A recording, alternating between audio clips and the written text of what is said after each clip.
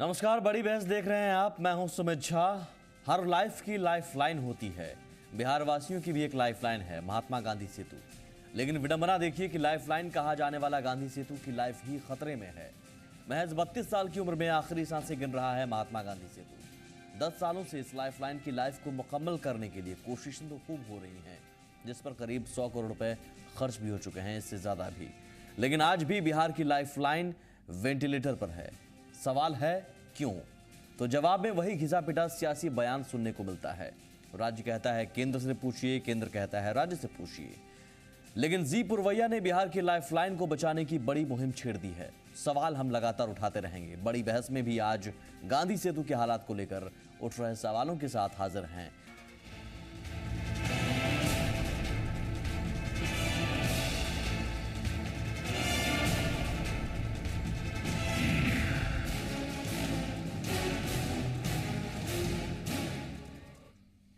कभी एशिया का सबसे लंबा पुल का गौरव रखने वाले महात्मा गांधी सेतु अपनी आखिरी सांसें गिन रहा है। पुल पर फर्राटे भरती गाड़ियों की रफ्तार कभी भी थम सकती है। 32 साल की उम्र में आज महात्मा गांधी सेतु रो रहा है। मैं गांधी सेतु, यही नाम दिया था ना आप लोगों ने। 32 साल का हो चुका हूं। इस उम्र को आप लोग जवानी का दौर कहते हैं, वो दौर जिसमें जीने की उमंग होती है,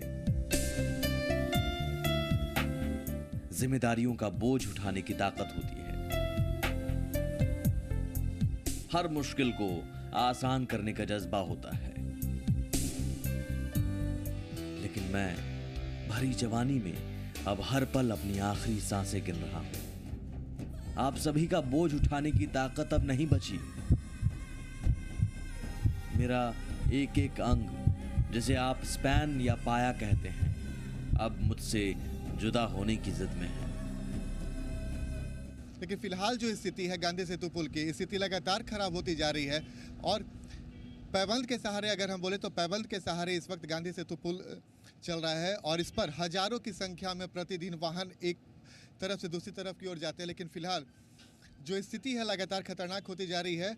भैया, कितना नंबर स्पैन धंसने की बात हो रही है? ये अभी तो 44 पे काम चल रहा है और आगे में 41 और 40 स्पैन बैठ गया। वो कितना खतरनाक है? वो है, ज़्यादा मेजर है अभी। हाँ, जो अभी ये रूट बंद है उसके लिए। अच्छा, इस पे जितनी बड़ी संख्या में वाहन आते जाते हैं तो आपको नहीं लगता है कि स्थिति खतरनाक होती जा रही है? ऐसे तो जो भी है ओवरलोड और ओवरवेट के कारण ये ज़्यादा खतरनाक हो रही है। यूं तो मैं 4 लेन का पुल हूं, लेकिन अब उनमें से सिर्फ 2 लेन ही काम कर पा रहा है। उनमें भी अब लाखों गाड़ियों का बोझ उठाने की ताकत नहीं बची। यूं तो मेरी सेहत में सुधार के लिए लगातार मेरा ऑपरेशन किया जा रहा है। पिछले 9 सालों में मेरे कई ऑपरेशन हो चुके हैं। मुझे खड़ा रखने के लिए 938 पैबंद लग चुके हैं। लेकिन हर ऑपरेशन के बाद मैं मजबूत होने के बजाय और कमजोर होता जा रहा हूं। सरकार भी अब कहती है मेरी सांसें कभी भी उखड़ सकती है। पुल पर तो हम लोग उसको चला रहे हैं और हेवी व्हीकल्स, जो बड़े वाहन हैं, व्यापार का जो काम है वो बंद है पूरे उत्तर बिहार और दक्षिण बिहार के बीच। लेकिन हम लोग सिर्फ उस पुल को चलाना है, इसलिए उस पुल को चला रहे हैं, आवागमन को रखे हुए हैं जारी। बड़ी दुर्घटना हो सकती है? नहीं, दुर्घटना की अभी कोई संभावना नहीं है, लेकिन आने वाले समय में परिस्थिति तो और खराब होगी। कोई परिस्थिति तो अच्छी नहीं है। सर, पुल को बंद भी किया जा सकता है क्या? जिस तरीके नहीं, अभी पुल बंद करने की कोई बात नहीं है। मुझे आज भी याद है, लोग मुझे एशिया का सबसे लंबा पुल कहते थे। मैं खुशी के मारे फूला नहीं समाता। खुशी हो भी क्यों ना, 5575 मीटर लंबाई होना कोई छोटी बात थोड़ी ही ना है। याद है मुझे 32 साल पहले 1982 में मेरा उद्घाटन पूरे तामझाम के साथ हुआ था।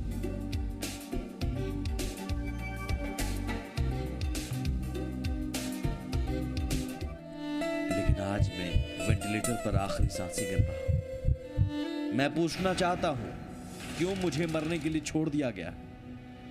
मेरी मरम्मत के नाम पर करोड़ों खर्च होने पर भी हर पल मैं क्यों कमजोर होता जा रहा हूं? आखिर कब तक मैं केंद्र और राज्य सरकार के बीच की सियासत का शिकार बनता रहूंगा। और भारत सरकार की जो लापरवाही है उसके चलते आज यह स्थिति पैदा हुई है।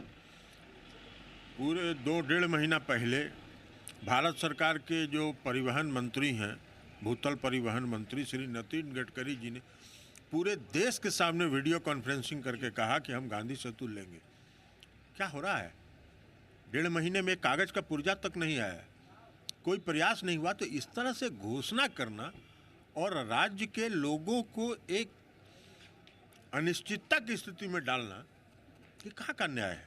यानी बिल्ली खंभा नोचे की बात है। वो कुछ तो कर नहीं पाए तो अपनी असफलता को छिपाने के लिए केंद्र सरकार पर ठीकरा फोड़ना चाहते हैं, जबकि केंद्र सरकार के कामों से दुनिया में वाहवाही हो रही है। इससे उन्हें जलन भी हो रही है और ईर्ष्या भी हो रही है, इसलिए अपनी बात को ढकना चाहते हैं और इनके बातों में कोई दम नहीं है। सच्चाई ये है कि ये सरकार जीतन राम मांझी जी की सरकार या पिछले 1 साल से जो सरकार चल रही है वो सरकार पूरी तरह फेल है, कोई विकास काम नहीं हुआ है। इसीलिए केंद्र सरकार एक बहाना है। अपने पास जो इनके काम शुरू किए थे, जितने वादे जीतन राम मांझी जी ने किया था, उन वादों को उन्हें बताना चाहिए क्या हुआ। वो रोज वादे करते थे और वो वादे खुद भूल जाते थे। वो पता नहीं इस बेरहम सियासत की वजह से मैं कब तक वेंटिलेटर पर रहूंगा और कब तक मुझसे गुजरने वाले लोग जाम का दंश झेलते रहेंगे। सरकार तो आप लोग ही चुनते हैं ना, जरा पूछिए ना सरकार से इन सवालों का जवाब। मेरे हालात और मेरा दर्द आप तक पहुंचाने के लिए जी मीडिया से आनंद अमृतराज, ब्रजमोहन पांडे और विकास आनंद का शुक्रिया। ये महात्मा गांधी सेतु का दर्द है। पिछले 10 सालों से लगातार ये दर्द बढ़ता जा रहा है, लेकिन सवाल हम पूछते हैं जवाबदेह से तो जवाब वही रटा रटाया आता है। केंद्र से पूछिए, केंद्र कहती है राज्य से पूछिए। हम बड़ी बहस आज इसी पर कर रहे हैं। हमारे साथ पैनल में 4 मेहमान हैं। एसएन सिंह हैं, इंजीनियर हैं, विशेषज्ञ भी हैं, साथ ही प्रोफेसर नवल किशोर जी मौजूद हैं, एक विशेषज्ञ के नाते भी और साथ ही एक नागरिक के नाते भी, क्योंकि वो भी पिछले कई सालों से ये स्थिति देखते रहे हैं, गवाह हैं। सुनील जी हमारे साथ मौजूद हैं जेडीयू की तरफ से और शरबत जहां फातिमा हैं कांग्रेस की तरफ से। प्रोफेसर साहब, सबसे पहले आपसे मैं पूछूंगा सवाल, एक नागरिक होने के नाते आप कई सालों से हैं पटना में और गांधी सेतु तो शायद आपकी मौजूदगी में खड़ा हुआ, जवान हुआ और अब मरने के कगार पर है। किसे हम जिम्मेदार माने? मुझे याद है जिस दिन इसका उद्घाटन हुआ था, ठीक उसके दूसरे ही दिन यहाँ अपने कुछ मित्रों के साथ मैं इस पार से उस पार गया था और मुझे उस वक्त लगा था कि एक क्रांति हुई है सड़क परिवहन के क्षेत्र में। इसका संदर्भ बहुत स्पष्ट है। मुझे वह दिन भी याद है जब सारी रात काटनी पड़ती थी दरभंगा से पटना आने में। मुझे यह भी दिन याद है जब बसेस को मधुबनी से, दरभंगा से बरौनी होकर आना पड़ता था, काफ़ी लंबी दूरी होती थी। तो स्वाभाविक रूप से उत्तर बिहार और दक्षिण बिहार तत्कालीन जब जुड़ा गांधी सेतु से तो कई संभावनाएं उपस्थित हुई और वे संभावनाएं आर्थिक क्षेत्र में थी, सामाजिक क्षेत्र में थी, सांस्कृतिक क्षेत्र में थी।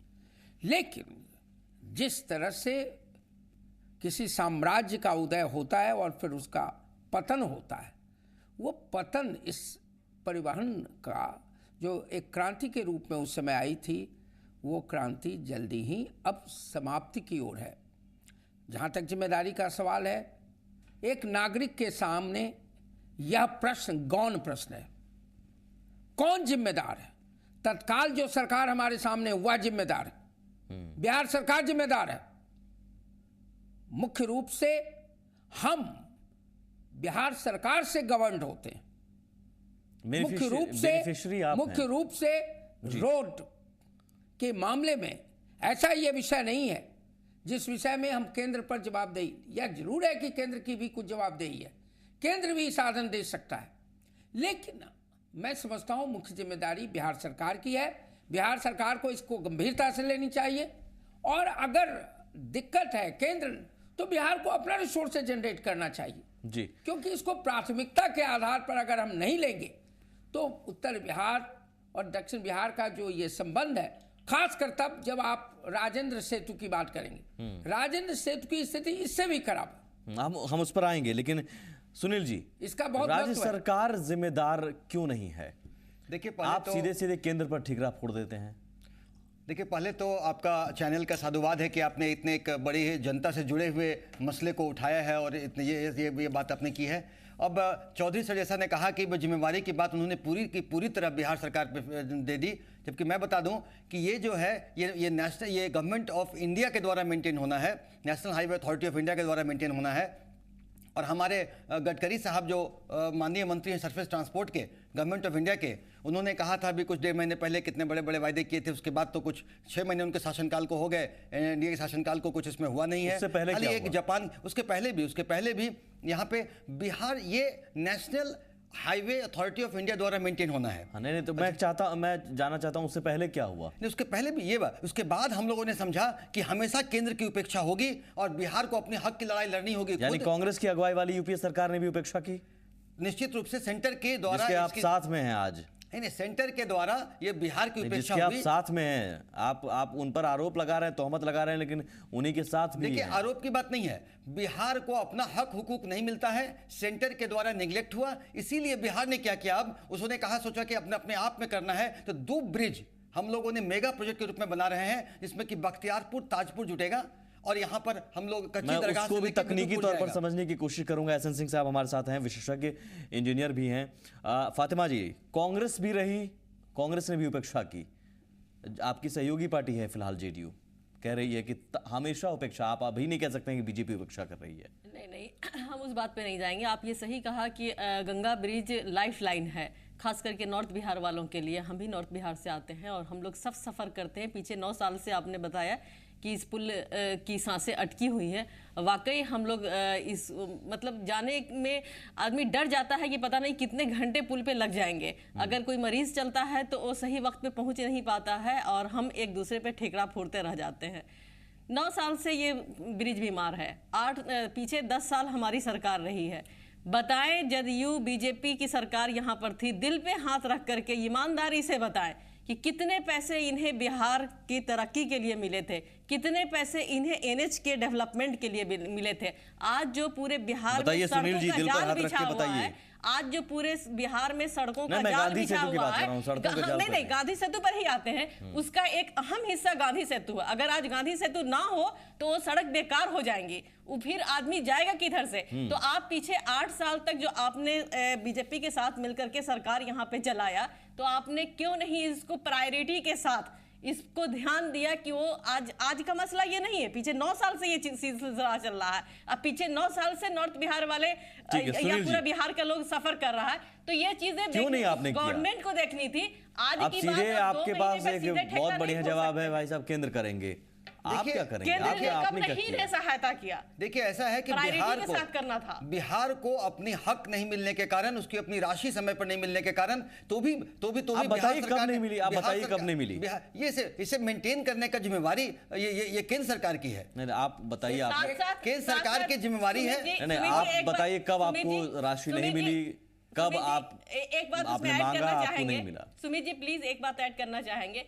इन सब के बावजूद भी मैं ये कहना चाहूंगी यहाँ पे कि वाकई जो भी सरकार यहाँ पे रही, वो कहीं ना कहीं गंभीरता अपनी दिखाई है, क्योंकि हमेशा वहाँ पे काम चलता होता है।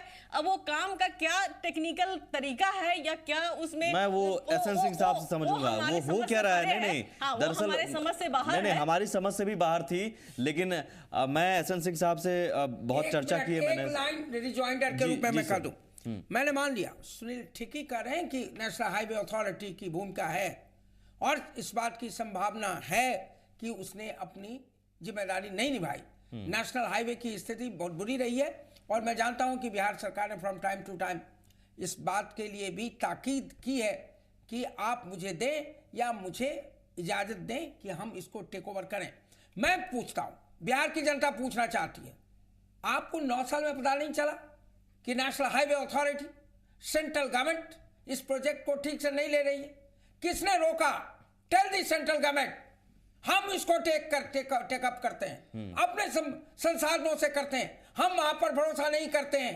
आप नया पुल की बात कर सकते हैं, अब पुराने पुल को आप टूटने दे रहे हैं। टूटने दे रहे क्यों हैं नहीं और गए किसी सुप्रीम बड़े कोर्ट में? हादसे का मुझे इंतजार कहने कर दीजिए, रहे हैं। आप सुप्रीम कोर्ट, ये पब्लिक इंटरेस्ट का भी सवाल है। अगर देश की सरकार, राज्य सरकार महसूस करती रही, और इसमें इनके पास साक्ष्य होंगे निश्चित रूप से, क्योंकि कहीं ना कहीं वहां से भी अनदेखी हुई है, क्यों नहीं आप सुप्रीम कोर्ट में गए? कहते कि हम इसको अलाउ नहीं कर सकते सिंक करने के लिए, हमको अपने साधनों से करना है। जब नया पुल आप बना सकते हैं अपने पैसे से, तो पुराने पुल को ठीक क्यों नहीं कर ठीक है, सकते? सुनील जी। क्यों प्रतीक्षा कर रहे हैं? क्यों गिरने दे रहे हैं? जनता को काम चाहिए। जनता को आपके संवैधानिक अधिकारों और केंद्र के संवैधानिक अधिकारों के बीच के फर्क का भी ज्ञान नहीं है। सरकार, जनता यह सुनने के लिए तैयार नहीं है कि एक छोटा सा केंद्र ब्रेक सरकार लेंगे, की लेकिन क्या उससे पहले मैं जवाब जिम्मेदारी चाहूंगा। आपकी है, सर, हाँ। उसको रिजल्ट चाहिए।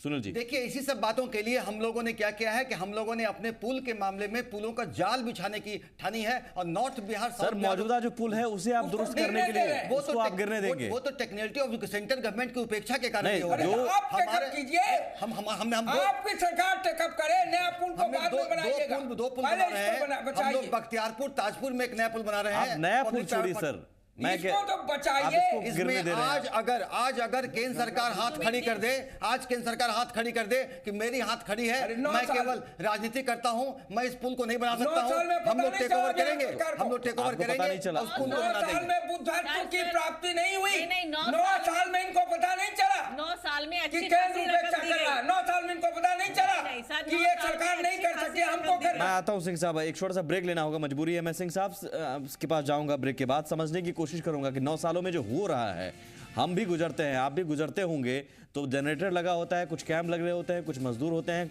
कुछ ना कुछ चलता रहता है, लेकिन वो चलता रहता है, हो क्या रहा है? अगर चल रहा है तो फिर सुधर क्यों नहीं रहा है, बिगड़ क्यों रहा है? क्या ये सिर्फ लूट खसोट है? हम सिंह साहब से जवाब देंगे, एक छोटा सा ब्रेक।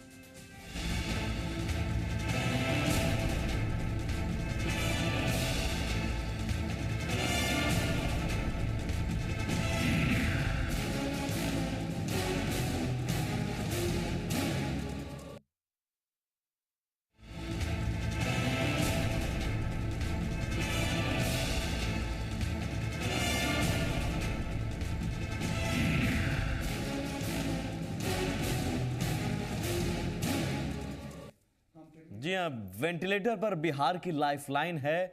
सवाल है कि ये लाइफलाइन बचेगी कैसे? हम लगातार बहस कर रहे हैं, पॉलिटिकल जो बयान है वो यहाँ पर भी वही है कि केंद्र और राज्य का ये मामला है, लेकिन हम इससे ऊपर उठकर समझना चाह रहे हैं कि 9 सालों से 10 सालों से जो हम आप देख रहे हैं, जब भी गुजरते हैं तो पिछले 10 सालों से आप भी देख रहे होंगे कि एक लेन बंद रहता है, वहाँ पर कुछ ना कुछ काम हो रहा है। लेकिन काम हो रहा है, काम अगर होता है तो सुधार होता है, लेकिन सुधार हो क्यों नहीं रहा है और बिगड़ क्यों रहा है? एहसन सिंह साहब, ये जवाब हम आपसे चाहेंगे। सबसे पहले तो हम अपने साथियों से बता दें कि इस ब्रिज का ऑनर कौन है, ये ब्रिज कैसे कब बना। ये ब्रिज बिहार पीडब्ल्यूडी से बना। हाँ, जब टेंडर हुआ तो इसमें एक टेंडर दिए स्टील ब्रिज का, दूसरा टेंडर दिए इस तरह के डिज़ाइन का।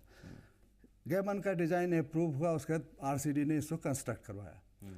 जब वो चलने लगा उसके बाद टोल भी कलेक्शन हुआ। उसके बाद जब ये NH-19 में कन्वर्ट हो गया वो रोड, तो ब्रिज भी नेशनल हाईवे को ट्रांसफ़र हो गया। तो नेशनल हाईवे जो है ये सेंट्रल गवर्नमेंट का ये है। उसका जो मोर्थ है, ministry of surface transport and road, वो इसको गवर्न करता है। हर स्टेट के लिए वहाँ सेल बना हुआ है और वहाँ से एक कंट्रोल होता है। और बिहार गवर्नमेंट में NH के जो लोग हैं वो RCD से डिप्यूट होते हैं और वो सारा काम सेंट्रल गवर्नमेंट का देखते हैं। ब्रिज का जो भी इन्होंने पैकेज भेजा होगा रिपेयरिंग का, सब यहीं से गया होगा सेंट्रल गवर्नमेंट। बाद में इन लोगों ने खुद अपने पास रख लिया, तो जो भी रिपेयरिंग बिहार सरकार ने रख लिया। हाँ, बिहार सरकार ने कहा है कि अभी जो सुनील जी जो कह रहे हैं कि NHAI का मामला है, तो ये गलत है क्या? NHAI का कोई मामला नहीं है। इन्होंने भी यही कहा कि NHAI का ही मामला है। कह रहे हैं कि नहीं है। NHAI का मामला कहा, अभी तुरंत कहा NHAI जो एजेंसी है उसका काम डिफरेंट है। क्या हुआ? देखिए, मिनिस्ट्री ऑफ सरफेस ट्रांसपोर्ट के ही अंडर में NHAI आता है और NH आता है और NH भी आता है। NHAI जो अपना अलग बॉडी है, अथॉरिटी है, उसका फॉर्मेशन हुआ था जिस समय हम लोगों का अटल बिहारी वाजपेयी के समय ये जो रोड बना था। ये समझना चाह रहा हूँ, ये ब्रिज का मेंटेनेंस किसको मिला? अभी जो मेंटेनेंस की जिम्मेदारी है वो किसकी है? तो मेंटेनेंस की जिम्मेदारी तो NH की थी, लेकिन NH से आपने जब ब्रिज ले लिया तो बिहार गवर्नमेंट की जिम्मेदारी है। दूसरी बात, नहीं, एनएच ने 2011 में कहा, 2011 में कहा बिहार सरकार से, चिट्ठी है उसका, ये ब्रिज हमको दे दीजिए, तो ब्रिज दे दीजिए। तो उन्होंने कहा बिहार गवर्नमेंट के लोगों ने कि हमारा बहुत इस पर सैंक्शन किया हुआ जॉब है, हम रिपेयर करेंगे, उसके बाद ब्रिज देंगे। उसके बावजूद भी NHAI ने एक कंसल्टेंट बैठाया, और कंसल्टेंट का रिपोर्ट जब आया तो कहा कि इसका पूरा सुपर स्ट्रक्चर हटा देना, इधर कंपोजिट गर्डर और स्टील ब्रिज, है ना, उन्होंने करके उसको रख लिया। तो चूंकि ये एक बार चलता रहा है ना, तो इसलिए ये सब पेंडिंग हो गया। तो अभी किसके जिम्मे है? अभी भी देखिए, अभी बिहार सरकार के जिम्मे है। नहीं, अभी सरकार के जिम्मे। आपने कहा कि मॉर्थ जो है मिनिस्ट्री ऑफ सरफेस, सजदा वो आपके विजडम को मैं वो क्वेश्चन नहीं करता, मगर आपके अपने बोलने में विरोधाभास है।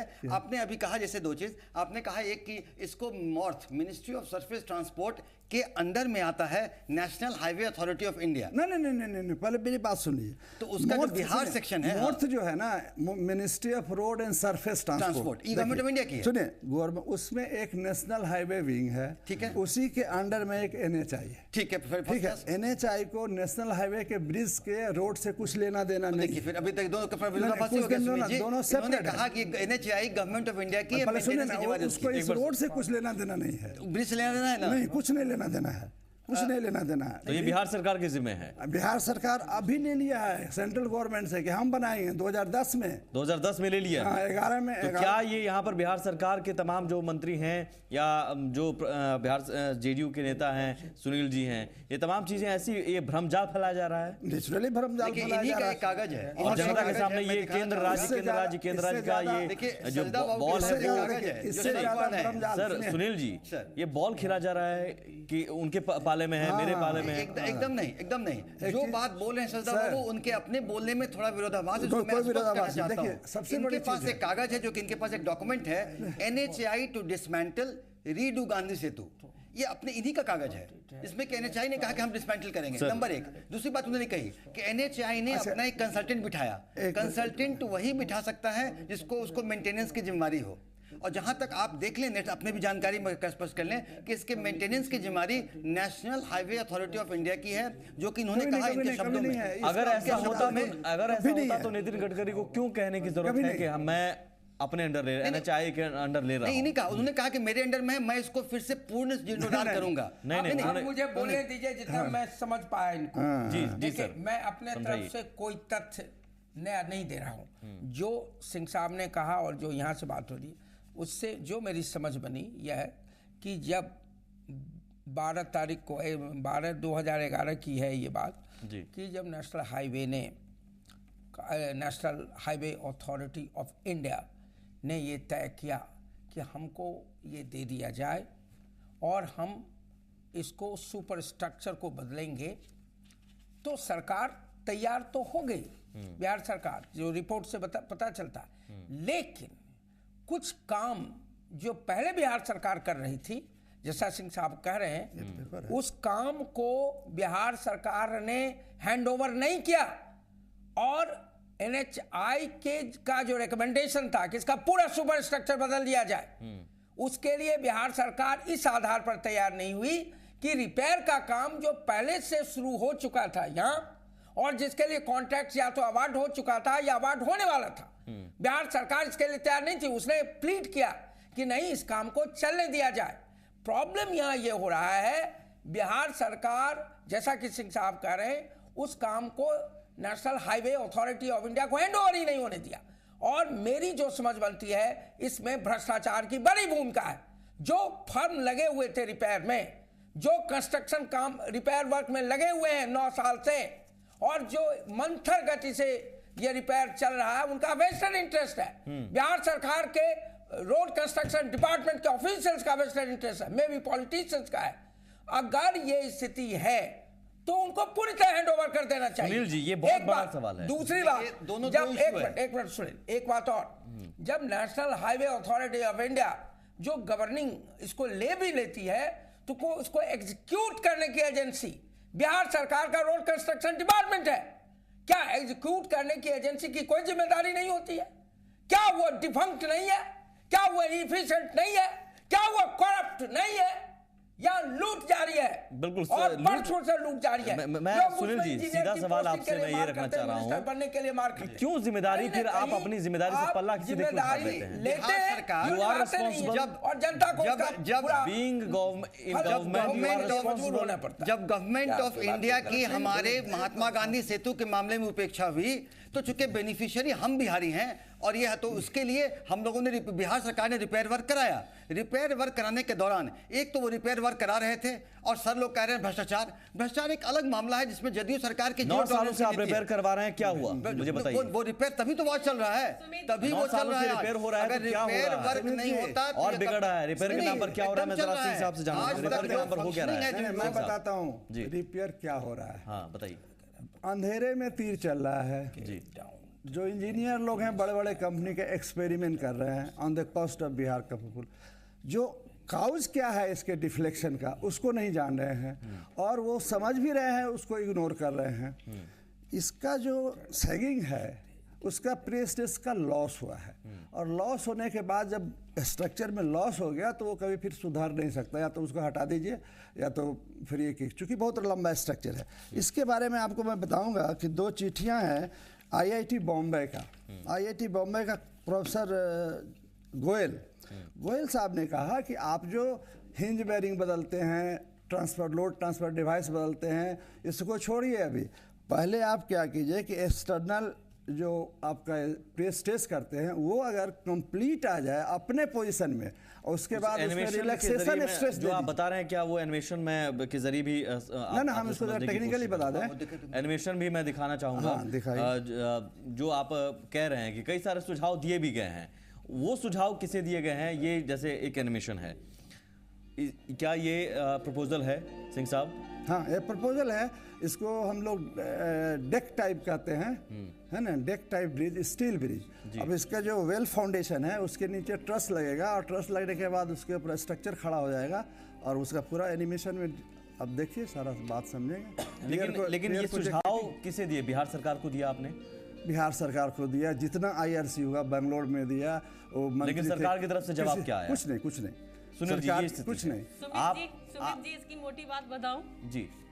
हकीकत ये है कि जब पीछे दिल्ली में केंद्र में यूपीए की सरकार थी तो विडंबना थी कि यहाँ बीजेपी के साथ नीतीश जी की सरकार थी। फुल राजनीति हो रही है इस पुल के साथ, आप इसको ये मत कहिएगा। देखिए सुमित जी, आप भी कर रही हैं इस वक्त, हाँ बिल्कुल बीजेपी के साथ। बिल्कुल नहीं, पहले मेरी बात समझिए। नहीं, पहले मेरी बात समझिए। नंदकिशोर यादव जी उस वक्त मंत्री थे, जहां तक मुझे याद है कि नंदकिशोर यादव नहीं, बिल्कुल राजनीति नहीं। मैं बीजेपी को भी दोषी कह रहा हूँ, लेकिन नीतीश कुमार भी दोषी हैं। आप वही तो कह रही हूँ कि जो पीछे मान रहे हैं, बिल्कुल मान रहे हैं इस बात को, क्योंकि मुखिया उस वक्त नीतीश कुमार जी थे, नंदकिशोर यादव जी उस वक्त के मंत्री थे, और केंद्र में यूपीए की सरकार थी। यूपीए ने भरपूर पैसा दिया, लेकिन उसका इस्तेमाल जितना होना चाहिए था उस पुल के भरपूर पैसा दिया। अभी सुमित जी, अभी का पोजीशन बदल गया। अभी का पोजीशन ये हो गया कि बीजेपी की वहां सरकार बन गई, और बिहार में विडंबना है कि फिर वो तो मैं कह रहा हूँ कि सियासत की भेंट चढ़ता गया ये पुल। की भेंट चढ़ी है, ये भेंट चढ़ा है ये पुल। ईमानदारी से बताइए, इनकार नहीं किया जा सकता। एक राजनीतिक है, लेकिन साथ साथ आप एक डॉक्टर भी हैं, एकदम 9 साल का पीरियड देखिए ना,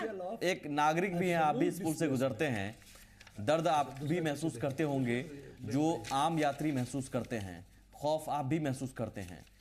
क्यों राज्य सरकार से जब पूछा जाता है या आपसे हम पूछ रहे हैं तो बार बार केंद्र रट रहे हैं, जबकि यहां पर क्लियर हो गया है कि बिहार सरकार ने हैंडओवर नहीं किया उस समय, क्योंकि आपका ऑलरेडी काम चल रहा था। आप कह रहे हैं रिपेयर हम करवा रहे हैं, रिपेयर काम हो रहा है तो अंधेरे में तीर चल रहा है।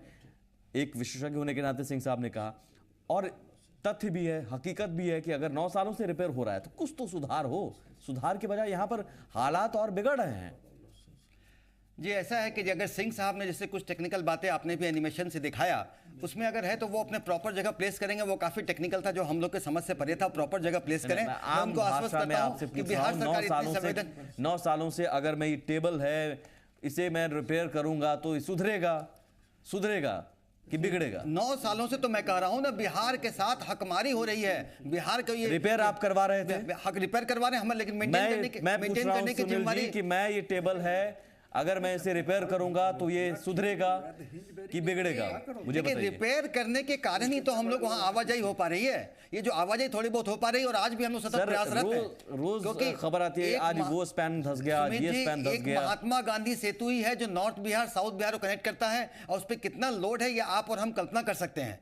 और अब बिहार सरकार उसको रिपेयर करके काम चल रहा है, लेकिन केंद्र सरकार के तरफ से मेंटेनेंस की जिम्मेदारी नहीं बनती है। नहीं, हम लोग तो कर रहे हैं, हम लोग कर रहे हैं। और इसके अलावा हमने कहा भी कि ऑल्टरनेटिव 2 बड़े बड़े पुलों का जाल नॉर्थ बिहार साउथ बिहार को कनेक्ट करने के लिए 2 वर्षों में राज्य सरकार अपने पैसे से, अपने संसाधन से ब्रेक लूंगा। नए पुल की बात जो कर रहे हैं उस पर भी मैं आऊंगा। वो फिर क्या शगुफा आपने छोड़ा है, क्योंकि नए सपने मत दिखाइए सर, पुराने जो हैं कम से कम उसे दुरुस्त कर दीजिए, लोगों के लिए इतना ही बेहतर होगा। एक छोटा सा ब्रेक।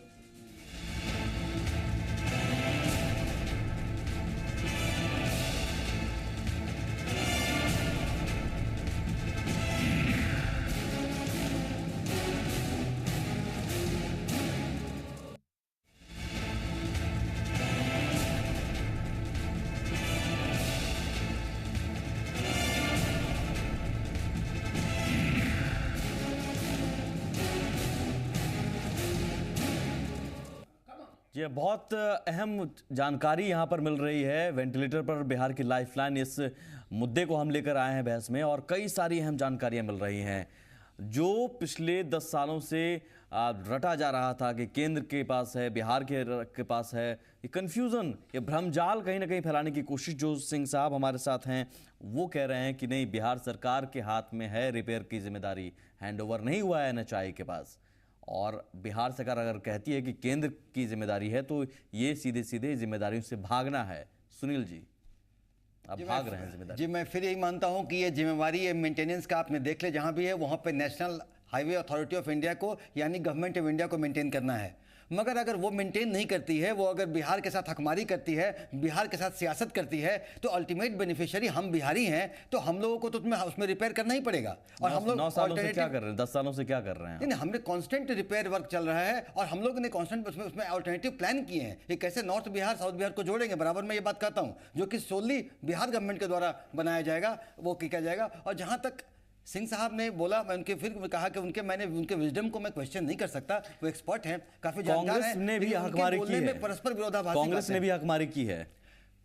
केंद्र सरकार के द्वारा बिहार की हकमारी हुई है, इसीलिए हम लोग विशेष राज्य का दर्जा मांग रहे हैं, और इसीलिए आप कांग्रेस के साथ गलबहियां कर रहे हैं आज।